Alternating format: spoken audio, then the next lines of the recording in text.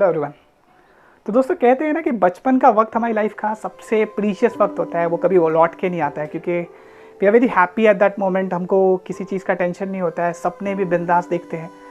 तो जस्ट अपने बचपन की कुछ जो मुझे याद है, कुछ झलकियाँ याद है, वो मैंने लिखी है पोएटिक फॉर्म में। और देखिए अगर आपकी भी बचपन पॉसिबली आप रिलेट कर पाए कि ऐसे ही कुछ बचपन हुआ करता था हमारा, तो सुनिए और एंजॉय कीजिए। लगता है जैसे कल ही की तो बात थी। शाम का वक्त था, बिजली कटी थी और दोस्तों की पूरी मुंडली साथ थी। शाम होते ही सब मोहल्ले में इकट्ठा हो जाते थे। कभी लपा छुपी तो कभी पकड़ा पकड़ी तो कभी विषामृत में मग्न हो जाते थे। वो वक्त था जब दोस्तों को व्हाट्सएप पे हाय नहीं भेजते थे, घर के सामने जाकर जोर से आवाज़ लगाया करते थे। अच्छा, तब ये जोर से चिल्लाना ये सब बैड मैनर्स नहीं कहा जाता था।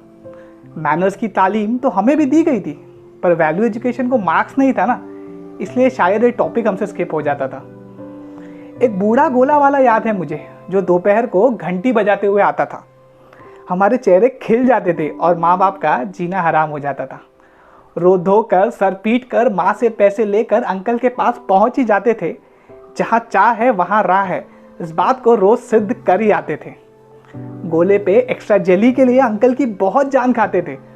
बंदर जैसा लाल मुंह लेकर फिर खेल में मग्न हो जाते थे। अब तो milkshakes, mocktails, cocktails order करते हैं, with extra ice cream, natural essence order करते हैं। पर सच कहूँ तो वो जेली वाले गोले के सामने ये सब कहीं नहीं टिकते। शेयरिंग इज कैरिंग तब स्कूल में सिखाया हुआ सिर्फ एक लेसन ही नहीं था। दोस्त के पास पैसे ना हो तो आधा गोला उसे दे दे, इसके लिए कोई ट्यूशन नहीं था। उस वक्त के खेल भी आज के हिसाब से तो काफ़ी निराले हुआ करते थे। यकीन मानिए जब मैं कहता हूँ कि तब खेलने के लिए वाईफाई की ज़रूरत ही नहीं पड़ती थी। ना कोई रूम ज्वाइन करना पड़ता था, ना कोई इनवाइट भेजना पड़ता था। बस दोस्तों की आवाज़ सुनते ही चुपचाप से माँ की नींद तोड़े बिना सैंडल हाथ में लिए हुए भाग जाना पड़ता था।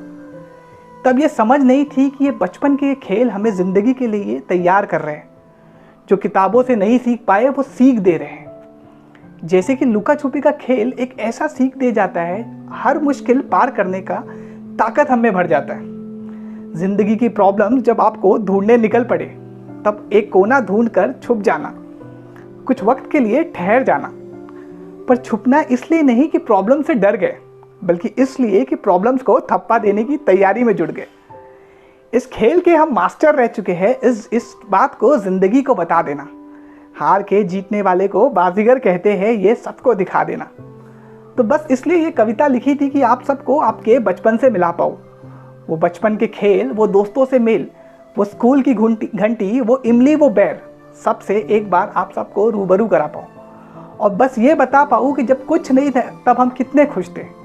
ना रूम में एसी था, ना मखमली गद्दे, पर फिर भी चद्दर तान कर सोते हम थे। इस रेस ने हम सबको अपने आप से ही दूर कर दिया है।